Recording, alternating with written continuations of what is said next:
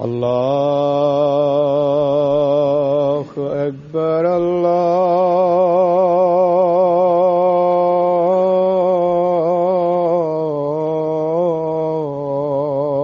الله أكبر الله أكبر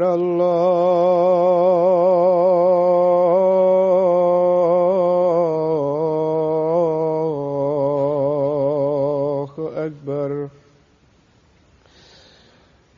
أشهد أن لا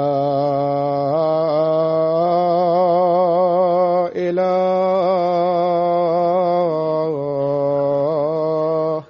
إلا الله. أشهد أن لا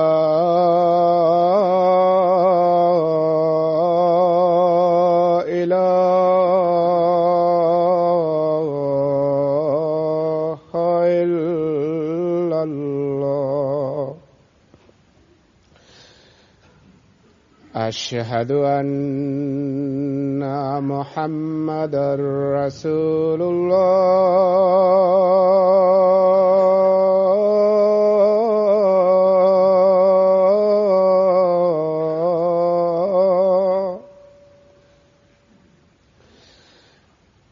أشهد أن محمدًا رسول الله. حي على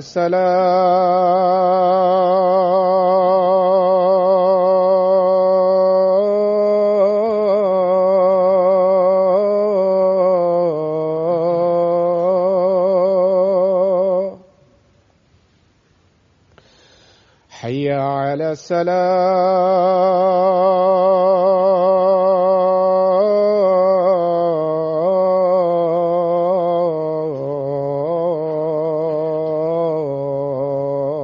الصلاة. حي على الفلاح.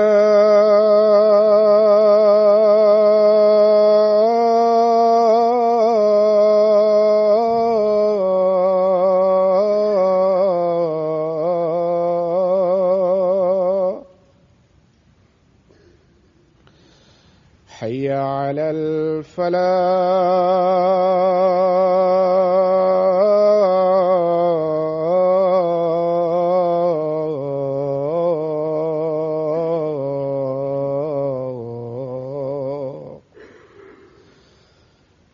الله أكبر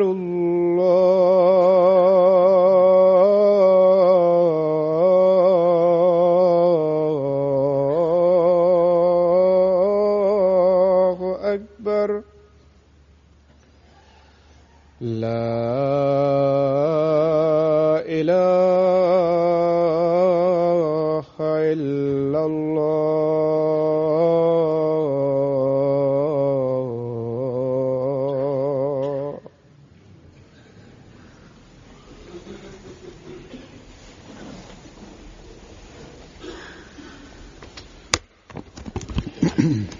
अस्सलामु अलैकुम रहमतुल्लाह।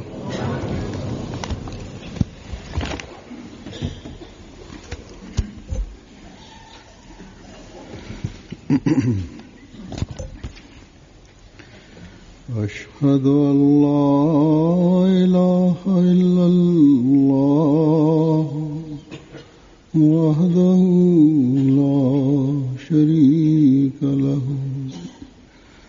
وأشهد أن محمدًا عبده ورسوله. أما بعد فأعوذ بالله من الشيطان الرجيم. بسم الله الرحمن الرحيم. الحمد لله رب العالمين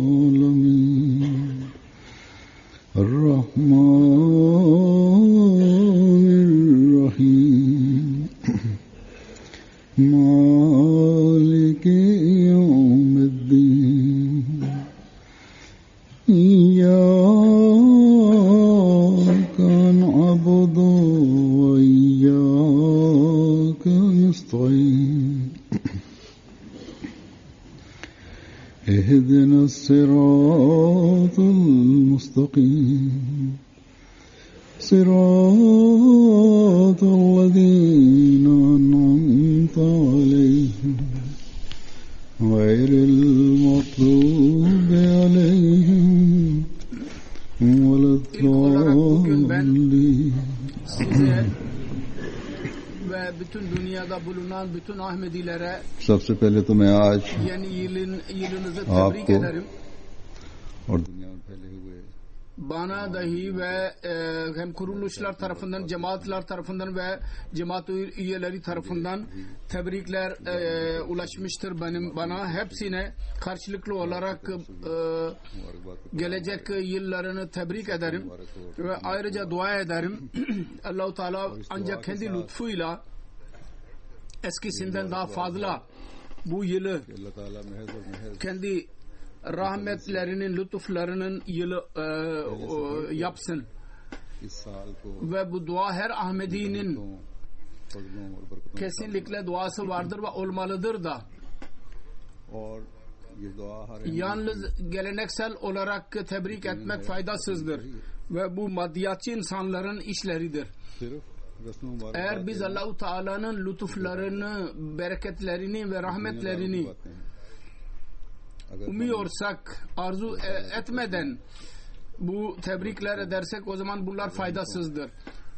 Fakat bu arzular dahi faydasız olacaktır के बगैर ve dua dahi faydasız olacaktır.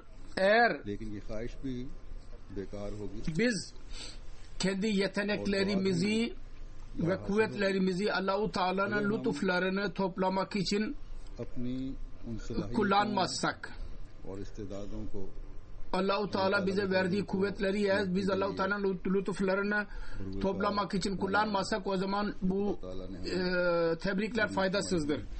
Allah-u Teala'nın bize bazı emirler vermiştir. Onlara göre eğer davranmazsak yine bunlar faydasızdır. जिनको अमल करने Yalnız gelecek yılın खुदा ताला ने हमें gecesini içtimai bir şekilde nafile namaz kılmak yeterli değil. इस साल की रात को Eğer biz इज्तिमाई bu nafileleri eda etmekle birlikte şu his dahi bizim kalbimizde uyanmazsa हमें ki biz şimdi artık mümkün olduğu kadar çaba sarf etmeliyiz एहसास पैदा नहीं होता ki nafileleri कि आप ebedi olarak eda edelim.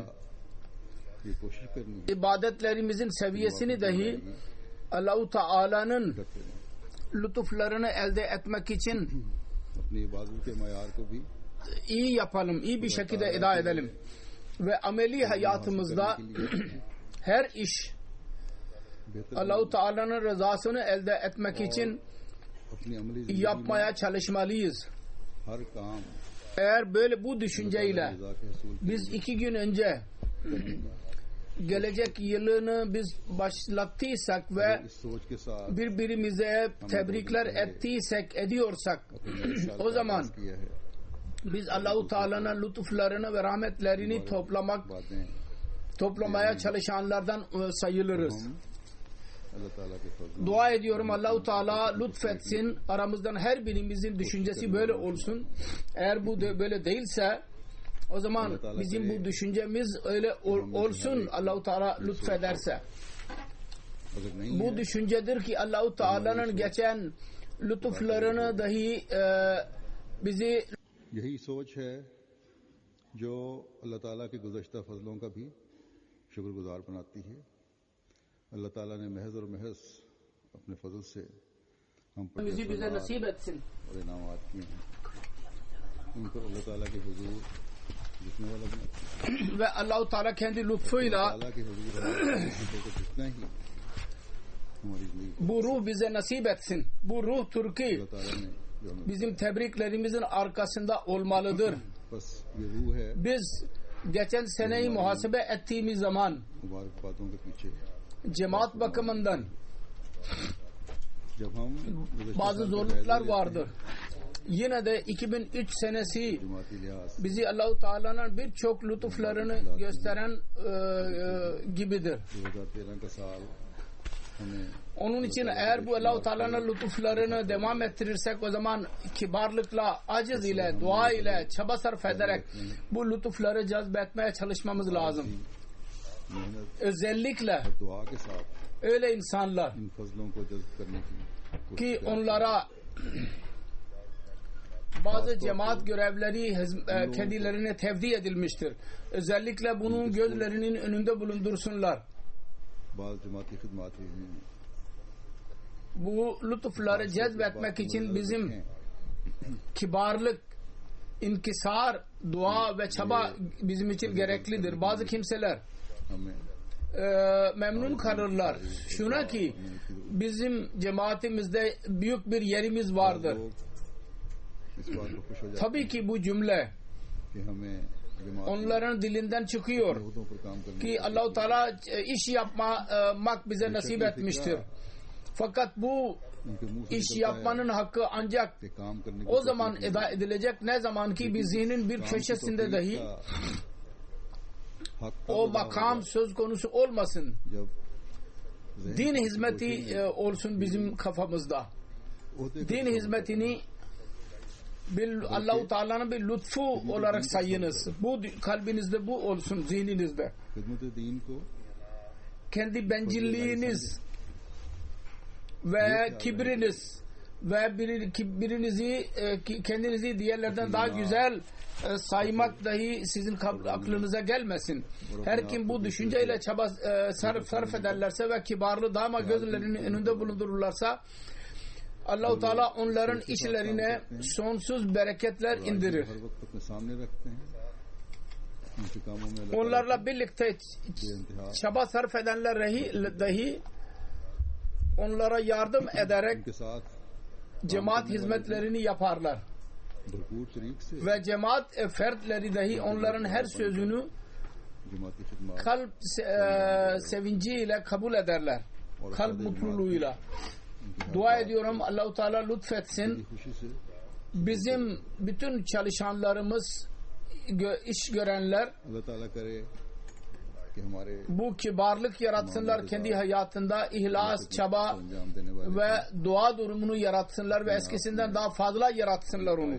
Ve bu olursa इखलास ancak o zaman onlar और दुआ की हालत पैदा halifenin sultanı nasiri haline geleceklerdir. Gerçek yardımcıları olacaklardır. तभी वो यकीन Ve üyeler dahi, खलीफा वक्त cemaatin üyeleri dahi vefa ile cemaat işlerini और अफराद her diğer işten üstün tutan olsunlar. वफा के साथ Ki biz पिछले कामों को Allah-u Teala'nın lütuflarının manzaralarını daima görenler olalım. Görmeye devam edelim. ताकि हम अल्लाह Her ताला Ahmedi'nin bildiği gibi bizim görevimiz जाने वाले हैं Hz. Mesih Maud Aleyhisselatü Vesselam'ın işini ilerletmektir. हर अहमदी जानता है कि हमारा काम हज़रत मसीह मौऊद अलैहिस्सलाम İslamiyet'in mesajını आगे बढ़ाना bütün dünyaya yayma görevi Allah-u Teala kendisine vermişti. Bunu yapmalıyız. इस्लाम का पैगाम Dünyayı Allah-u Teala'nın önünde eğilmelerini sağlamalıyız. मुसलमानों को Tevhid üzerinde birleştirmeliyiz. Allah-u Teala'nın lütfuyla bu cemaat bu işi yapmaktadır. Merkezlerin yapımı, camilerin yapımı, tebliğ işi, सरंजाम दे literatür, kitapların basımı, mürebbilere, muballikleri hazırlamak ve diğer ülkelere göndermek, तैयारी और इशाअत bütün bu işler Allah-u Teala'nın lütfuyla तैयार करना और मैदान cemaat yapmaktadır. Söylediğim gibi Allah-u Teala'nın buyruğuna göre जमात bizim hayatımızın gayesi ibadet etmektir. बताया Ve bir Müslüman erkek हमारी erkeğe cemaat ile namaz eda etmek farzdır. Ve cemaat ile मुसलमान मर्द पर imam arkasında namaz kılmak, नमाज बा जमात फर्ज camiler gereklidir ve uygun binalar gereklidir. Bunları yapmak dahi pek gereklidir. मसाजिद Allah-u Teala और geçen sene sonsuz lütuflarda bulunmuştu. Onlardan bu dahi büyük bir lütuftur. अल्लाह ताला ने जो Ki बेशुमार dünyada biz फजल गुज़श्ता साल जमात cami yapabiliyoruz. उनमें से Cami yapmak bize nasip olmuştur. हमें मसाजिद बनाने की Özellikle और मसाजिद को आबाद करने की तौफीक मिली। Tabii ki Avrupa'da ve Asya'da dahi ve diğer ülkelerde dahi खासतौर पर yapıyoruz. Fakat özellikle Afrika ve Hindistan'da çok iş yapılmıştır bu konuda. बाकी इलाकों में भी Onun kısa bir muhasebesini sizin önünüze koyacağım. 2013 senesinde Allah-u Teala'nın lütfuyla इसका मुख्तसर जायजा भी मैं पेश कर देता हूँ। 136 cami ve Hindistan'da küçük köylerde 136 gelip मसाजिद geçici और इंडिया camiler bina edilmiştir. फौरी तौर पर Tahta ile ve मस्जिद बनाए गए हैं teneke ile लकड़ी और टीन से। ve 260 hazır cami bizim elimize geçmiştir. Cemaat tebliğ işini yapmaktadır ve onun vasıtasıyla मसाजिद मिली। bazı imamlar cemaate katıldılar. काम जमात का Onlarla birlikte onların camileri dahi geldi ve oradaki insanlar dahi cemaate katıldılar. शामिल हुए जमात में। Söylediğim gibi daha fazla iş Afrika ve Hindistan'da olmuştur. Onlardan 158 cami, मैंने कहा ज्यादा काम 102 cami Afrika'da yapılmıştır से ve 22 cami Hindistan'da yapılmıştır.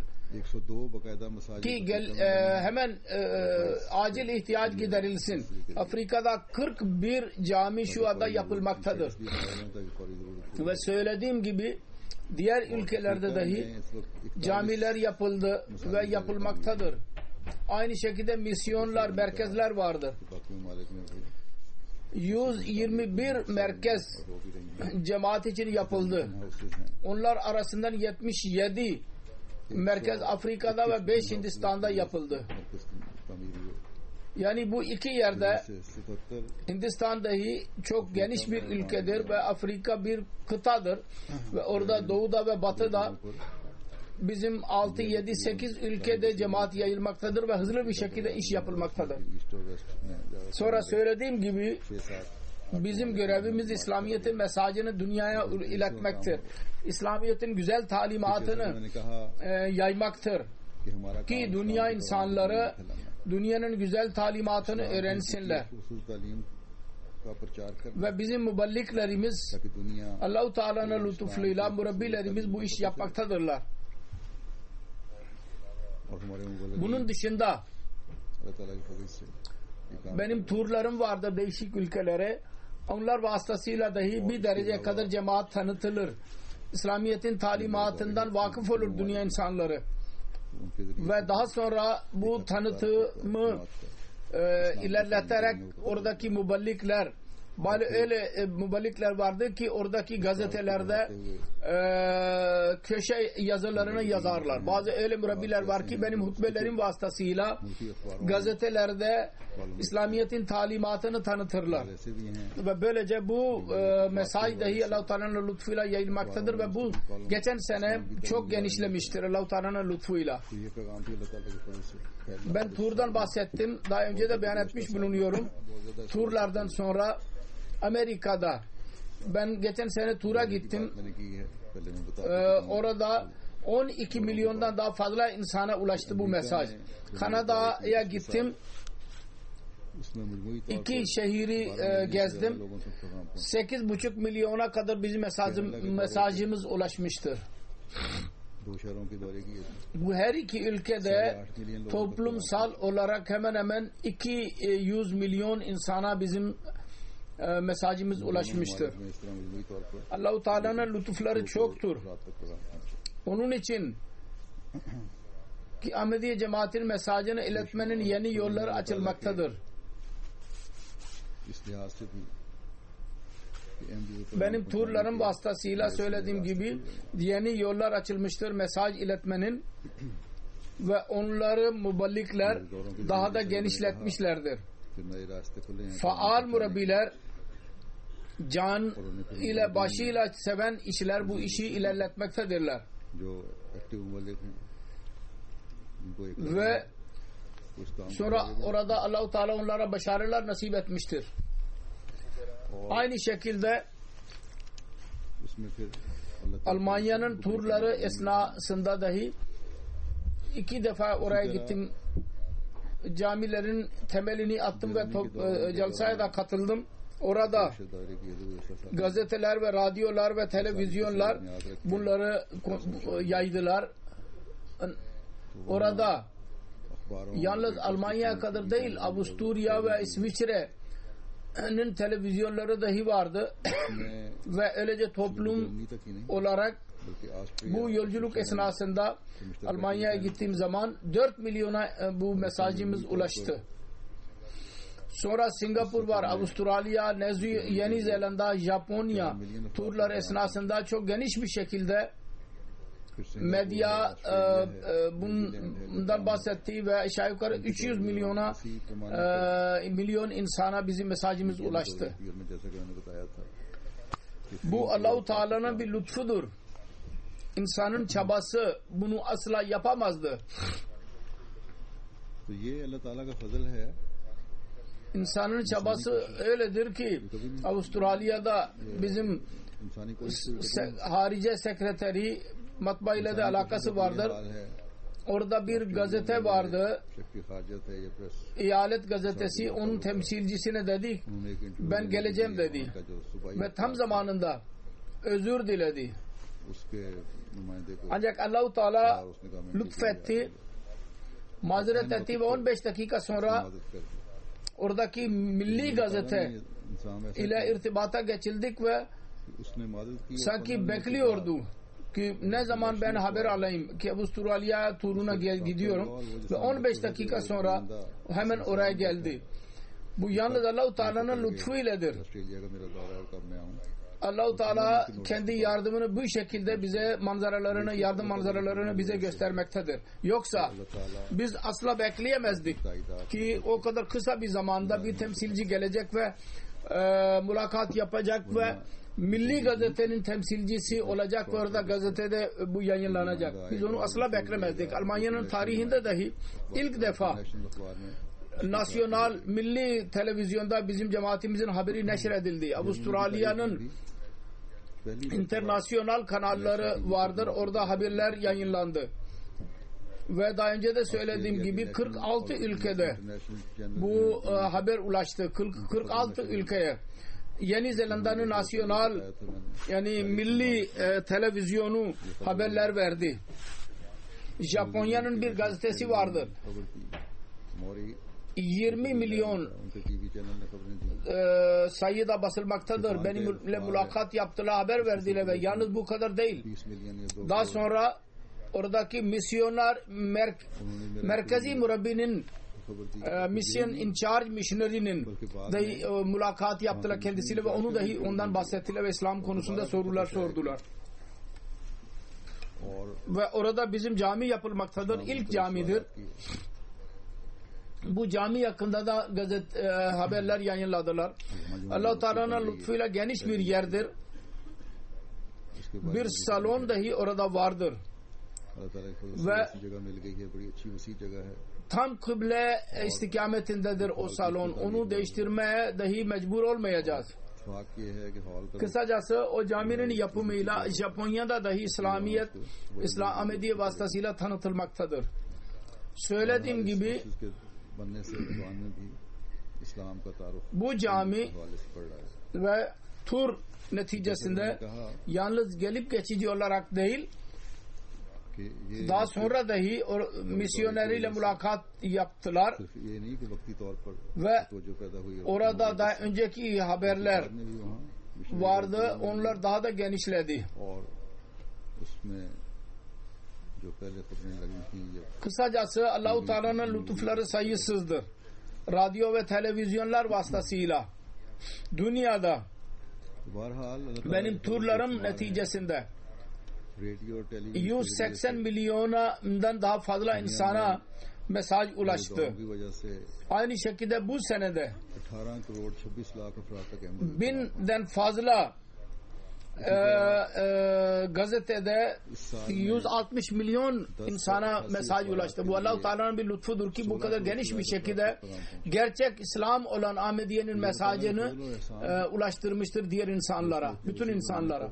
Afrika'nın da yapılan iş bunun dışındadır. Orada da çok geniş bir şekilde iş yapılmaktadır.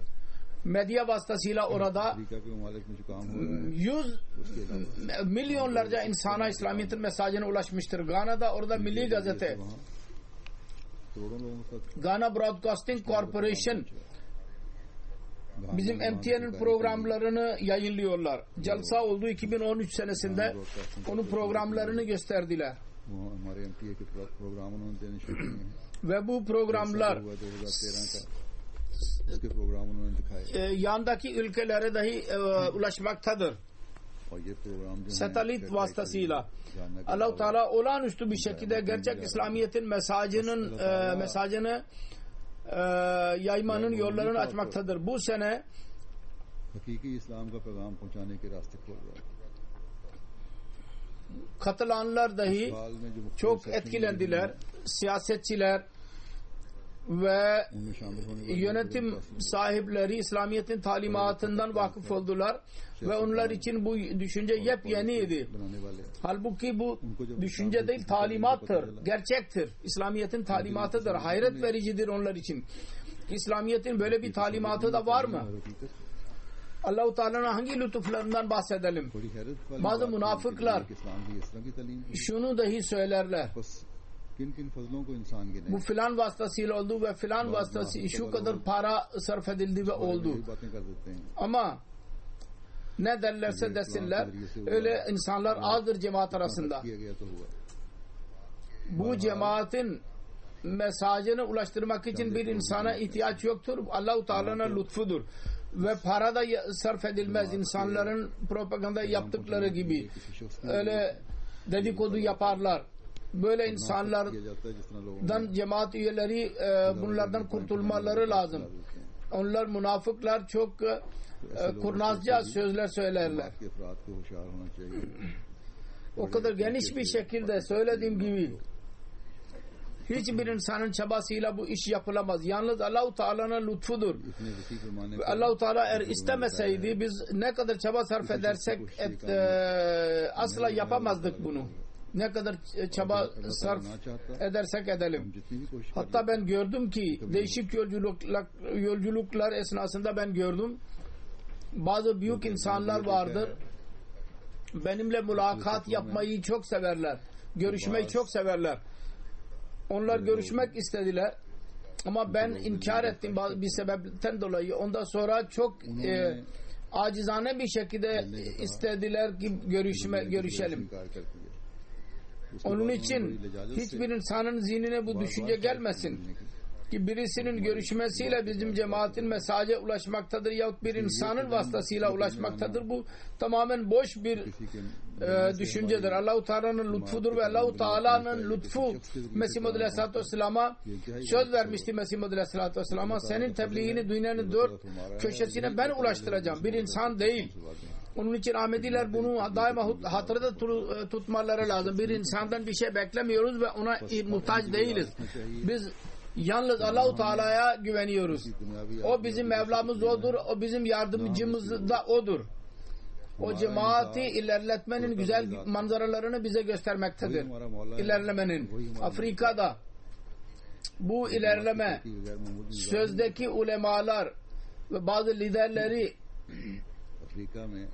çok muzdarip yapmıştır. Hayret içine düşürmüştür. Onlar memnun olmazlar ki dünya insanları Allah ve onun Resulullah sallallahu aleyhi ve sellem'in bayrağı altında toplanmaktadır.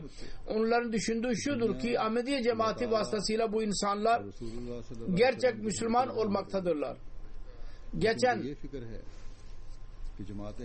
Geçen günlerde orada çok çaba sarf edildi Afrika'da. Bu ne olmaktadır? Ahmediye cemaati vasıtasıyla Müslümanlar çoğalmaktadırlar. Bizim yaymak istediğimiz İslam zor ve terörizmin dinidir. Fakat bunlar fesat ve fitneden uzaktırlar. Sözde cihattan bunlar uzaklaşmaktadırlar Müslüman olmalarına rağmen. Bunların liderlerinin ve ulemaların hoşuna gitmez bu. Bizim Togo'nun muballiği beyan ediyor. Diyor ki orada bir yer vardır. Ben oraya gittim. Orada nev mübayiler anlattılar. Burada birkaç gün önce Müslümanların bir taifesi geldi ve bize yiyecekler verdiler. Dediler ki İslamiyet'i kabul etmenizi davet ediyoruz etmenize. Biz dedik ki siz davet mi ediyorsunuz yahut da hırs mı veriyorsunuz? Bize bu eşyalar vererek istiyorsunuz ki biz İslamiyet'i kabul edelim. Biz asla bunu yapmayacağız. Çünkü bizim elimizde Ahmediye cemaati insanlara geldiler ve onlar bize İslamiyet'in talimatını yaptılar. Ve biz İslamiyet'i zaten kabul etmişizdir. Şimdi hiçbir hırs onlar bize vermediler. Ve şimdi bu güzel talimatını bize öğretmektedirler. Bizim çocuklarımıza namaz öğretmektedirler. Kur'an-ı Kerim'i öğretmektedirler. Onun için biz sizden bunları almayacağız. Bunları geri götürün. Sizin ilerlettiğiniz İslam'ı kabul etmeyeceğiz. Biz ancak Hz. Resulullah sallallahu aleyhi ve sellem'in getirdiği İslam'ı kabul edeceğiz ve onun tebliğini bugün yalnızca Ahmediye cemaati yapmaktadır. Ve ondan sonra Allah-u Teala'nın lütfuyla orada ne mübayiler vardır. Onlar kendi camilerini dahi yapmışlardır. Aynı şekilde Nijer Muballiği yazıyor. Oradaki mürebbisi. Beni Kuni kasabası vardı. Bir köy vardır. Bakoro. Orada tebliğ yapıldı. Allah-u Teala'nın lütfuyla o köye biat ederek cemaate katıldı. Hemen çocuklar için Yessernal Kur'an verdik. Refresher course yaptık. Bir kurs açtık. Ders açtık. Ve tebliğ programları hazırladık. Oradaki Vehhabi imam bunu öğrendi. Hemen o mollaların bir taifesiyle birlikte o köye gitti. Ve konuşmaya başladı. Bunlar kafirdirler. Siz cemaati inkar edin. Biz size cami dahi yapacağız. Oradaki insanlar dediler ki ben doğuştan itibaren Müslümanım. Şimdi hayatımın son haline geldim. Ben asla bir köyümüzün bir kızının Kur'an okuduğunu ve İslam'dan bahsettiğini görmedim. Fakat bu Ahmedi cemaatinin bereketidir ki benim küçük kızlarım dahi bana dualar ve hadisler okurlar. Onun için ilk defa siz gidin buradan. Eğer buraya gelirseniz ben çocuklara söyleyeceğim, onlar sizi dövecekler. Mollalar dediler ki onlar onlar korkak insanlardır. Oradan kaçıp gittiler. Burkina Faso'nun müballiği yazıyor. Mürebbisi Bankora Region mıntıkasının cemaati vardır. Niankara cemaati. Orada 2112 kişi vardır köyde. Bu sene biat ederek cemaate katıldılar. Bu köyde 2 aile vardır ki onlar Ansar-ı Din fırkasına bağlıdırlar. Çok çaba sarf ettiler ve mülakat yaparak Ahmediye cemaatinin üyelerini mecbur ettiler ki Ahmedi cemaatini bıraksınlar ve Ansar-ı Din fırkasıyla bağlansınlar. Ama Ahmedi fertler asla kulak vermediler. Ve anlattılar, bize çok baskı yapılmaktadır ki Ahmediye cemaatini bırakalım. Ancak ne kadar derlerse, ne kadar Ahmedi cemaati bize teselli verdiyse biz Ahmediye cemaatinden geri dönerek asla karanlıklara giremeyiz. Ve böylece çandalar dahi vermeye başladılar. Aynı şekilde Benin cemaati vardır. Din için para vermeye çanda derler bizim cemaatimizde. Orada bir köy vardır. O köyde Kerim adlı birisi cemaate girdiydi Afrika'da. Benin'de 2 ay geçtikten sonra Mollaların etkisi altında kalarak muhalif oldu. Bir gün bir muallimleri vardı. O bana Amir Bey'e anlattı. Cemaat aleyhinde pis dil kullandı bu zat. Ben ona dedim ki hiç aldırış etme, Allah-u Teala söz vermiştir. Eğer birisi irtidat ederse Allah-u Teala bize bir cemaat verecek. Aynı gün Amir Bey ve muallim sahip bir köy vardır. Oranın yerel kralı şeflerine tebliğ etmeye gittiler. O Ahmedi oldu Allah-u Teala'nın lütfuyla. Sonra Vaga adlı bir köy var. O köye de dahi 2 kişi vardı. Onlar dediler ki bizim köye dahi gelin. Tebliğ yapın. akşam namazı onların köyünde eda edildi, tebliğ yapıldı. 32 kişi cemaate girdiler.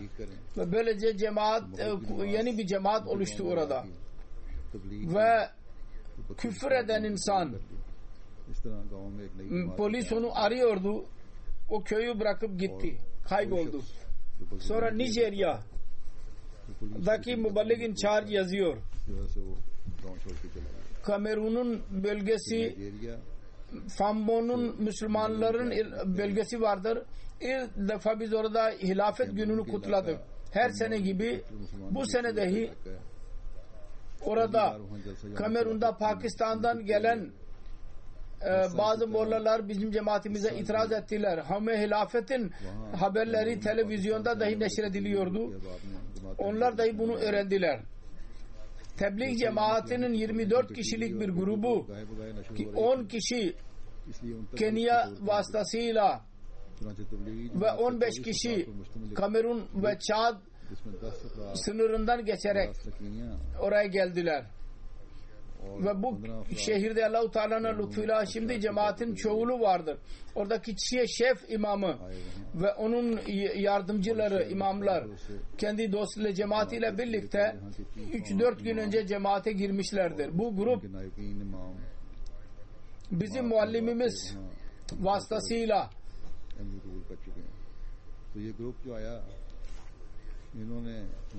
onunla irtibata geçtiler ve muallim bey vasıtasıyla orada cemaatin temeli atılmıştı. Her eve mesaj ulaşmıştı. O alim hakkında sordular. Bu tebliğ cemaatin grubu. Muallim beyin karısı anlattı ki muallim bey şehir dışındadır. Bunun üzerine onlar o şehrin merkezi camisine girdiler. Ve o cami Allah-u Teala'nın lütfuyla büyük camidir ve Ahmedi cemaatinin merkezidir. Orada şef imama dediler ki biz burada tebliğ yapmak istiyoruz.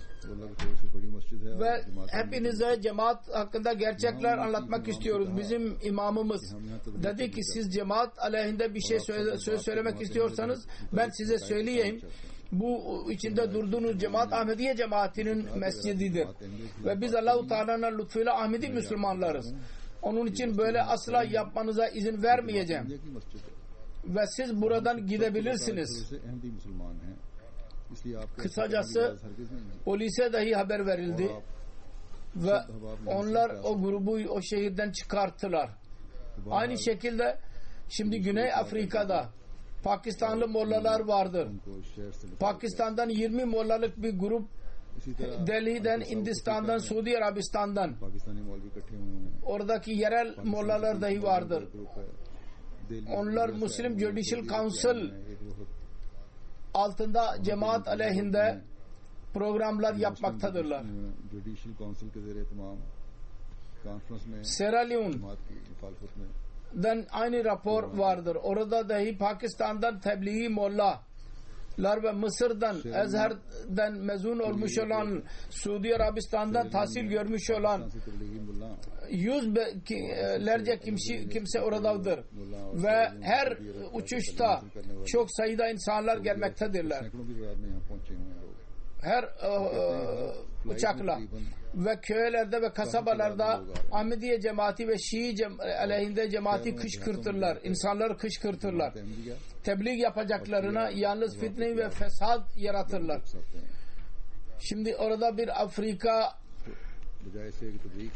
bir zirveyi kutladılar. Orada zirvede Afrika için dahi bazı koltuklar ve Sierra Leone için bazı onlar için yer ayrılmıştır. Okul yapacağız ve şunu yapacağız, bunu yapacağız derler. Gazetelerde yayınlanmıştır ve daha önce de birçok defa bu olmuştur. Onlar giderler, ilan ederler ve ondan sonra da kaybolurlar. Ya para gelmez yahut da kendileri yerler ve böylece iş biter. İnşallah Teala bunun sonucu dahi aynen böyle olacaktır. Kısacası cemaat ilerledikçe, Allah-u Teala'nın lütufları indikçe bu muhalifetler dahi hızlanmaktadır ve olacaktır. Biz bundan asla eziyet duymayız. Olmamalıdır da. और होंगी। Sonunda bunların kaderi böyledir. Bununla başarısız kalacaklardır. मुझे हमें कोई फिक्र नहीं है, ना होनी चाहिए। Ancak bizim mutlaka düşünmemiz gereken şudur ki gelecekte dahi Allah-u Teala'nın lütuflarına varis olmak için, bu muhalefetlere mukabele yapmak için biz imanımızda eskisinden daha kuvvetli olalım. Eskisinden daha fazla Mesih Muhammed Aleyhisselatü Vesselam'ın misyonunu tekmil edelim. Eskisinden daha fazla dualara yönelelim. Dualarla birlikte bu seneyi dahi dolduralım. Salavat okuyalım Resulullah'a. O kadar fazla salavat okuyalım ki ve istiğfar eyleyelim ki Allah-u Teala daima bize rahmet eylesin ve kendi lütuflarını bize daha da fazla olarak yağdırsın üzerimize. Düşmanların hilelerini kendilerine aleyhinde dönüştürsün. Her muhalifi, onun her muhalefetini yok etsin. Allah-u Teala'nın lütufları daha fazla bizim üzerimizde insin, eskisinden daha fazla. Mesih Muhammed Aleyhisselatü Vesselam der ki duada Allah-u Teala çok kuvvet koymuştur duada. Allah-u Teala bana sık sık ilham vasıtasıyla demiştir ki her ne olursa dua vasıtasıyla olacaktır. Bizim silahımız duadır ve onun dışında başka bir silah benim elimde yoktur. Onun için silah budur. Biz dahi bunu kullanmalıyız diyor Emirül Müminin. Dua edelim, biz onun en iyi şekilde kullananlardan olalım. Bugün Ocak başının ilk cumasıdır ve geleneğe göre Vakf-ı Cedid ilan edilir. Geçen sene Allah-u Teala lütfundan bahsedilir. Vakf-ı Cedid vasıtasıyla bize lütufta bulunmuştur ve yapmaktadır. Ben biraz bahsettim. Afrika'da çanda kullanılır, Vakf-ı Cedid'in çandası ve bu dahi Allah-u Teala'nın bir lütfudur. Bu bir yoldur. Bu çandanın vasıtasıyla biz ilerliyoruz. Cami yerler yapıyoruz bu çandayla. Bu arada biraz daha fazla söyleyeceğim. Bizim bildiğimiz gibi Vakf-ı Cedid'in hareketi yalnız önce Pakistan'daydı ve 4. halife zamanında Pakistan dışındaki cemaatler dahi onlara dahi bu tehrik onlara da ulaştı ki bu iş daha da çoğaltılsın Afrika'da ve Hindistan'da. Söylediğim gibi geçen bir senede Afrika ve Hindistan'da camiler ve merkezler yapılmıştır ve bazı yeniler satın alınmıştır. Bunun dışında tebliğ işçileri vardır. Onun vasıtasıyla Allah-u Teala'nın lütfuyla yüz binlerce insanlar gerçek İslamiyet'i kabul ediyorlar. Şüphe yoktur ki o ülkede kalan Ahmediler dahi kendi kuvvetlerine göre olağanüstü bir şekilde iş yaparlar. Fakat onlar fakirlikten dolayı fazla çaba sarf edemediler ki bütün masraflarını karşılasınlar. Onun için zengin ülkelerin Vakf-ı Cedid çandası özellikle Afrika ve Hindistan'da kullanılır.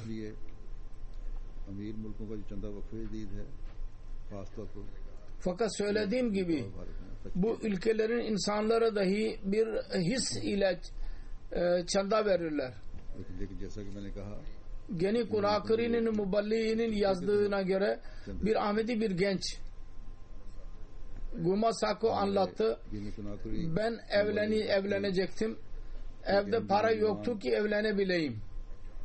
Ve para beklediğim bir yer vardı. Oradan ümitsizlik vardı. Bu arada çanda istendi. Evde var olan çandayı verdim çanda olarak. Bunun nişanlısı çok gürültü yaptı. Ne yaptın sen? Az para var olan parayı da çanda olarak verdin. Genç dedi ki ben ona dedim ki Allah-u Teala'nın lütfuyla ben imanlı birisiyim ve Allah'a inanan birisiyim. Onun için hiç kaygılanma, Allah-u Teala lütfedecek.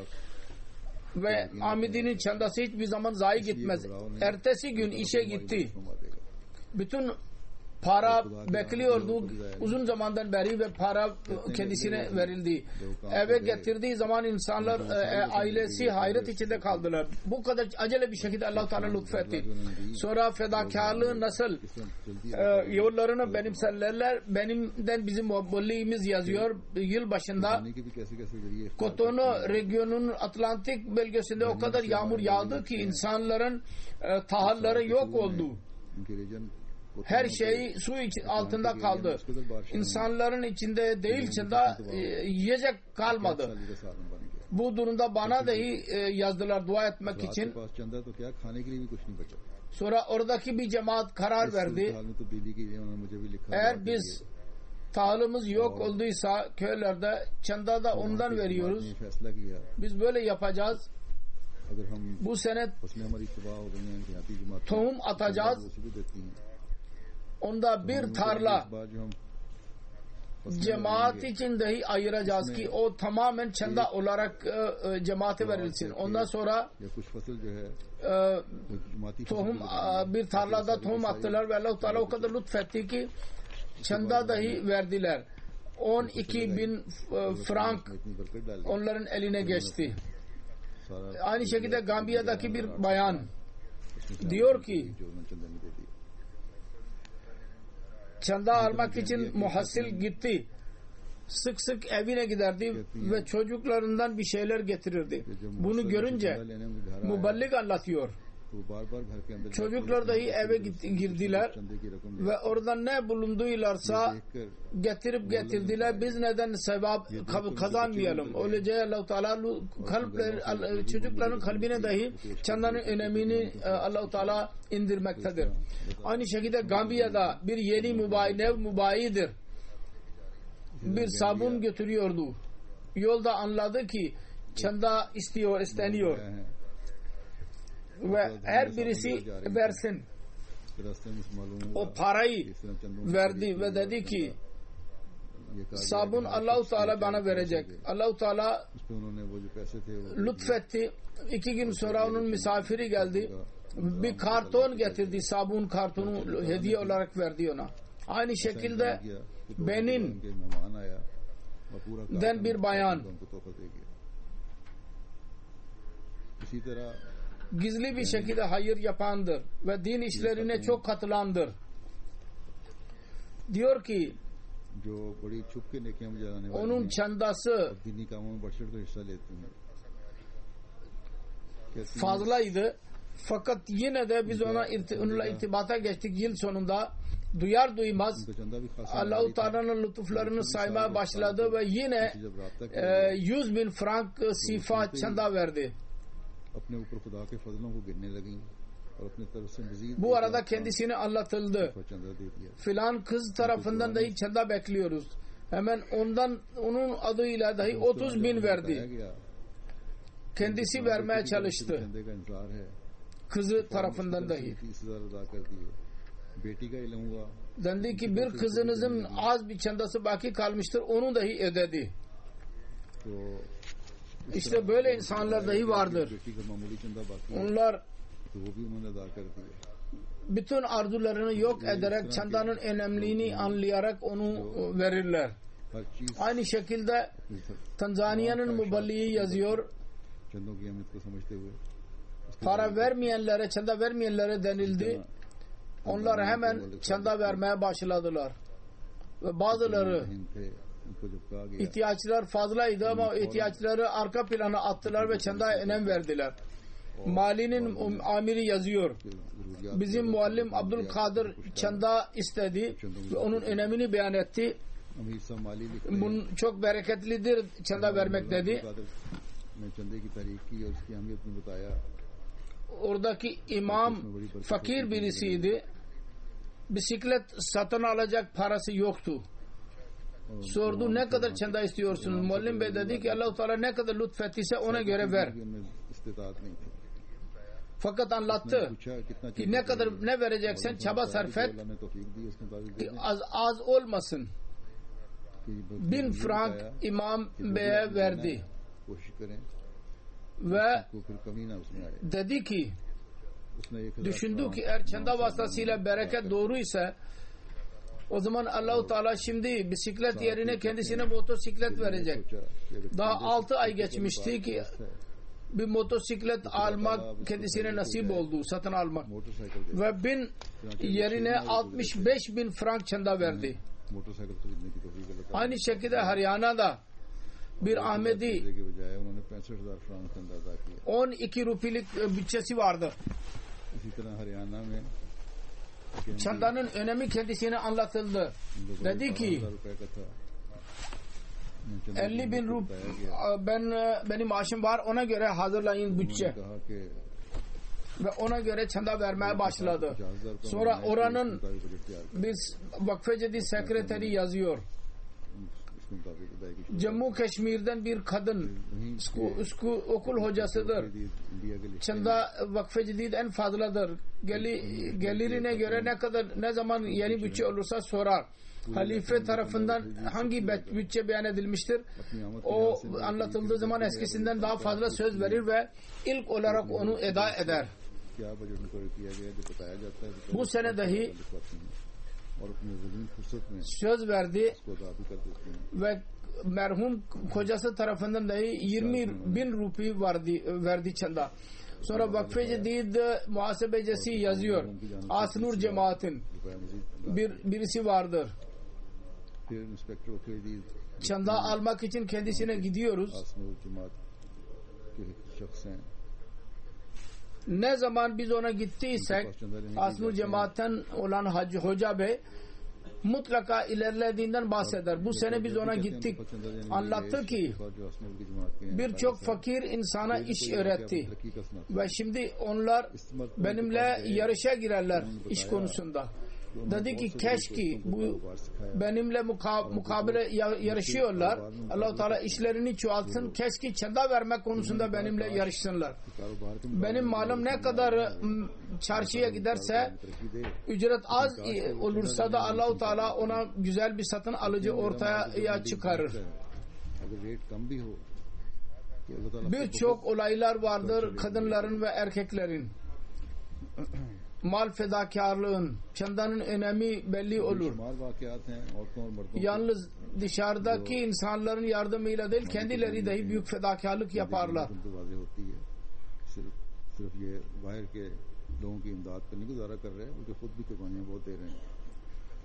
Ve mümkün olduğu kadar bu olaylardan da anlaşıldığı gibi kendi geçimini sağlarlar. Şimdi bir Ahmedi Kur'an-ı Kerim'de mal fedakarlığını talimatı vermiştir. Ahmedi ona bağlı olur. Mesih Maud Aleyhisselatü Vesselam bu zamanda onun önemini beyan etmiştir. Mesih Maud Aleyhisselatü Vesselam diyor ki dünyada insan malı çok sever. Onun için ki tabir-i rüyada yazılıdır. Eğer birisi rüya görürse ki ciğerini çıkararak birisine vermiştir. Ondan murat maldır. Onun için gerçek takva ve imanı elde etmek için Allah-u Teala dedi ki lan tanalul birra hatta tunfiku mimma tuhibbun. Gerçek hayıra asla ulaşamazsınız en sevdiğiniz eşyayı harcamadıkça. Çünkü insanlara sevmek ve bu malın önemini anlatır. Ve ebnai cins ve insanların sevgisi o öyle şeydir ki imanın ikinci cüzudur. Bu olmadan iman kamil olamaz. İnsan ishar etmedikçe diğer insana nasıl fayda verebilir? Diğer insana fayda vermek ve ona sevgi göstermek için ishar, kurban, fedakarlık pek gereklidir. Onun için Allah-u Teala lan tenalu birra hatta tunfiku mimma tuhibbun ayeti kerimesinde aynı fedakarlıktan bahsedilmiştir. Onun için malı Allah Teala'nın yolunda harcamak da insanın saadeti ve takvanın takvadır. Ebu Bakır'ın hayatında lillahi vakfın yüksek seviyesi öyleydi ki Resulullah sallallahu aleyhi ve sellem bir hacetten bahsetti ve bütün evin malını götürdü. Allah-u Teala bütün bu fedakarlıklar yapanlara ve bu usulü anlayanların mallarına bereket indirsin. Yeni yılın geçen yılını ben muhasebesini beyan ediyorum. 56. senesiydi. Şimdi 57. senesi başlayacak. 2014 senesinde. Ondan da onu açıyorum. Geçen sene 57 साल 56. seneydi. Allah-u Teala'nın lütfuyla Vakfe Cedid'de गुज़श्ता साल में जो 56वां साल था 54 ईद में 545 binden fazla fund cemaat çanda verdi. İngiltere birinci derecededir. Bu sene बरतानिया की position number 1 birinci olmak şu demektir ki eskiden ben Pakistan'dan bahsederdim. Şimdi Pakistan'ı dışında ben beyan ederdim. Bu sene Allah-u Teala'nın lütfuyla İngiltere Pakistan'dan üstündür. Ve Pakistan'ı çıkararak ben beyan ettim. Şimdi birinci derecede Pakistan ikinci, sonra Amerika, sonra Almanya, sonra Kanada, Hindistan, Avustralya, Endonezya ve Belçim. Allah-u Teala'nın lütfuyla Belçika, Allah-u Teala'nın lütfuyla İngiltere bu sene güzel para toplamıştır. Vakfe Cedid çandasına. Allah-u Teala bütün çanda verenlerin mallarına çok bereket indirsin. Amerika ve Almanya çok geridirler. Onların çok çaba sarf etmeleri gerekir eğer ilerlerlerse. Ve çok çaba sarf etmeleri lazım. Bunu tutmak için İngiltere çok yüksek atlamışlardır.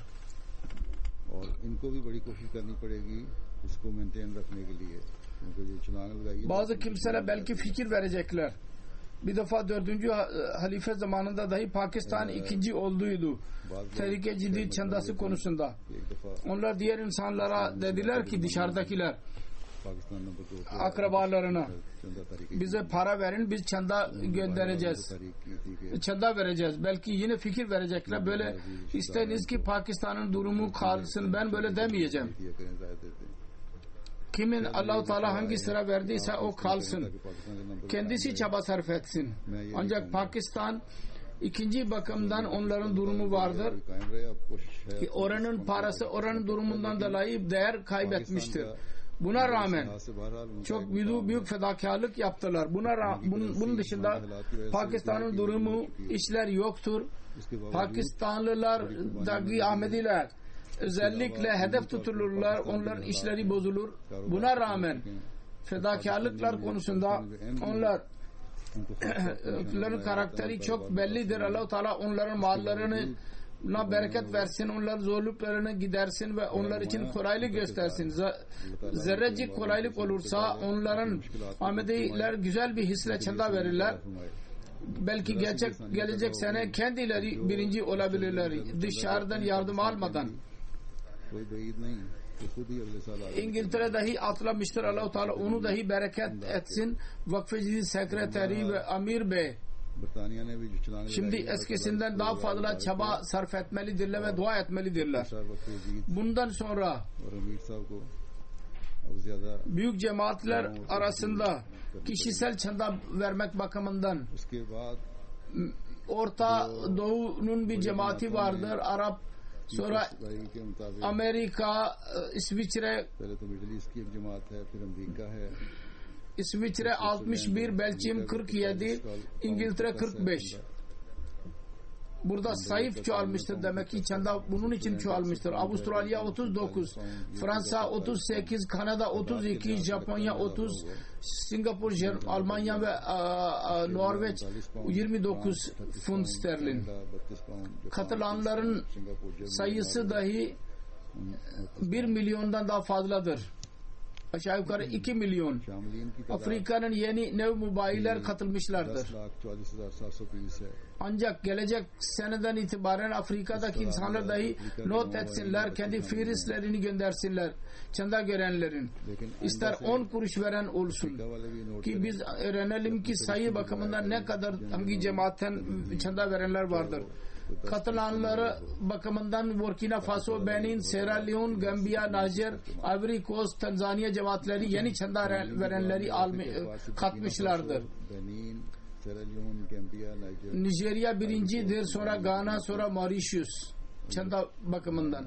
जाता आ गया। Pakistan'da ilk 3 cemaat, Nigeria सबसे आगे, birincisi Lahor, ikincisi Rabwa, üçüncüsü Karachi'dir. Pakistan में पहली 3 जमातें जो हैं पोजीशन के लिहाज से Sialkot birinci derecededir. Rawalpindi, İslamabad, Faisalabad, Sargoda, Gujranwala, Gujarat, Multan, Narowal ve Hyderabad illeri sırayla Etfal defterinde birincisi Lahor, ikinci Karachi, üçüncüsü Rabwa. Çocuklarda फाल में 3 बड़ी जमातें vilayetler bakımından Sialkot birinci, Rawalpindi ikinci, erkeklerde ve çocuklarda dahi Sialkot birinci derecededir. Position के लिहाज से Sialkot Hem erkeklerde hem de çocuklarda. Rawalpindi, İslamabad, Faisalabad, Gujranwala, Sargoda, Gujarat, Narowal, Multan ve Nankana sahip. बच्चों में भी और Rawalpindi, Toplum çanda bakımından Gujranwala, İngiltere'nin ilk 10 cemaati Multan Birmingham, West Gillingham, Rains Park, Masjid Fazl, वसूली के लिहाज से Worcester Park, Hounslow South, Hounslow North, Hounslow North, Birmingham, Wimbledon, Bradford South, Balham ve New Malden. Ve region bakımından birincisi Middlesex, sonra South, Bradford south है, बालम है, फिर न्यू मॉल्टन है। और रीजन के लिहाज से पहला नंबर मिडलसेक्स, फिर Londra, Midland ve North East. South, फिर साउथ और लंदन, फिर Midland, Küçük cemaatler arasından Spen Valley, Bromley, south London से तो मजमूई वसूली के लिहाज से Devonham, छोटी Cornwall जमात ve Spain Northampton. Valley, Spain valley, Amerika'nın ilk 10 cemaati Los Angeles, एम्बुशम, Silicon Valley, Detroit, Seattle, Los Angeles East, Central Jersey, Silver Spring, Central Virginia silicon ve Boston. Seattle, Almanya'nın ilk cemaati central Jersey, Lokal amaret Hamburg birinci, sonra Frankfurt, Gross-Gerau, Darmstadt ve Wiesbaden.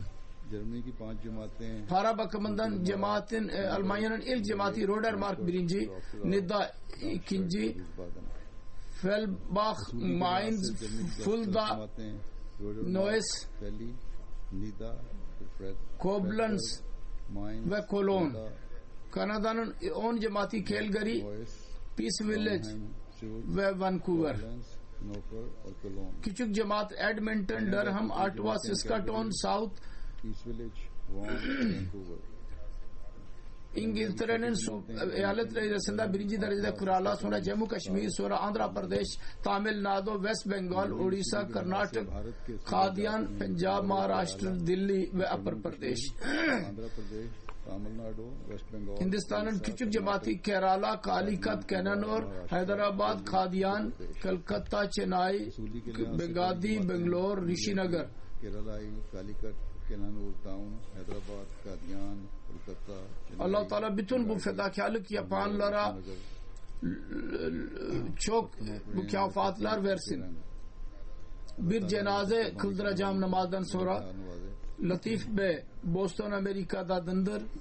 23 एक में पढ़ाऊंगा नमाजों के Eylül'de 93 yaşında vefat etti. İnna lillahi ve inna ileyhi raciun. 1920 senesinde doğdu. 2013 कोई 93 साल की उम्र में Tennessee eyaletinde doğdu.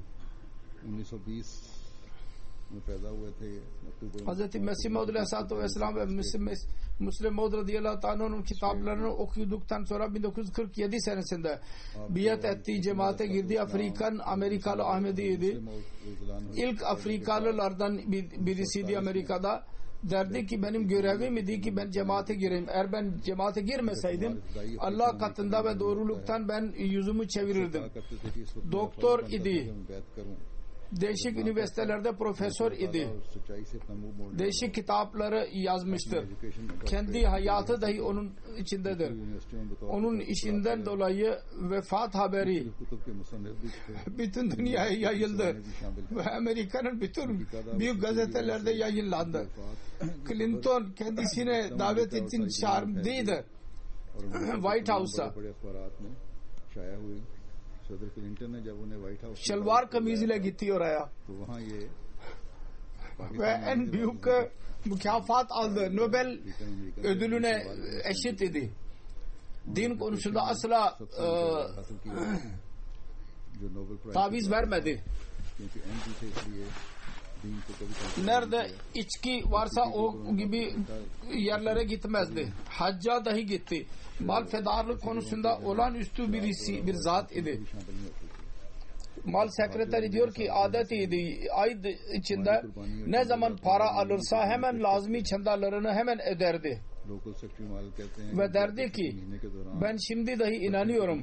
Ne zaman beyat ettiğim zaman inanıyorduysam ki Ahmediyetin yolu doğrudur. Ve bu yol Resulullah sallallahu aleyhi ve sellem'in yoludur. İnanıyorum ki bu yolda yürüyen hiçbir insan asla zarara uğramayacak. Ve umarım ki bu yolda yürümekle ben ve benim ailem necat bulacağız. İnanıyorum ki Ahmedi bütün insanlar arasında kardeşlik talimatını sunuyor. Kadiyan ve Rabbah'a dahi gitmek nasip oldu kendisine. Londra'ya dahi geçen sene geldiydi celsa için. Hilafeti çok severdi. 3. halife ile de görüşmüştü. Hastaydı. Ve sandalyedeydi. Koltukta. Namaz ve çanda konusunda çok çanda verirdi. Çok ihlas sahibi, muhlis bir kimseydi. Gayri Ahmedileri çok sever, şefkat gösterirdi onlara. Uzun zaman cemaat hizmetlerinde de bulundu. Davet ilahi çok severdi. Cemaat literatürünü komşularına, dostlarına dağıtırdı. Daima bazı broşürler taşırdı ve uçaklarda dahi verirdi insanlara. Kendi parayla körlerin için İslami usul, felsefi ve kitaplar çocuklar için dahi yazdı. Musi'ydi. Karısı Ayşe Latif ve bir oğul Yusuf Latif vardır. Allah-u Teala onlara sabır ve hafıza nasip etsin. Ve onların hayırlarını devam ettirmeleri nasip etsin.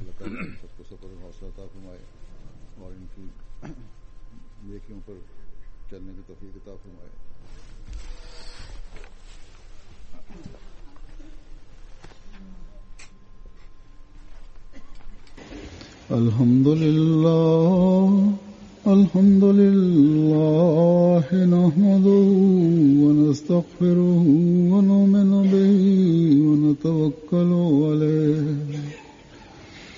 ونعوذ بالله من شرور أنفسنا ومن سيئات أعمالنا من يهده الله فلا مضل له ومن يضلل فلا هادي له ونشهد أن لا إله إلا الله ونشهد أن محمدا عبده ورسوله عباد الله رحمكم الله إن الله يأمر بالعدل والإحسان وإيتاء ذي القربى وينهى عن الفحشاء والمنكر والبغي يعظكم لعلكم تذكرون اذكروا الله يذكركم وادعوه يستجب لكم ولذكر الله أكبر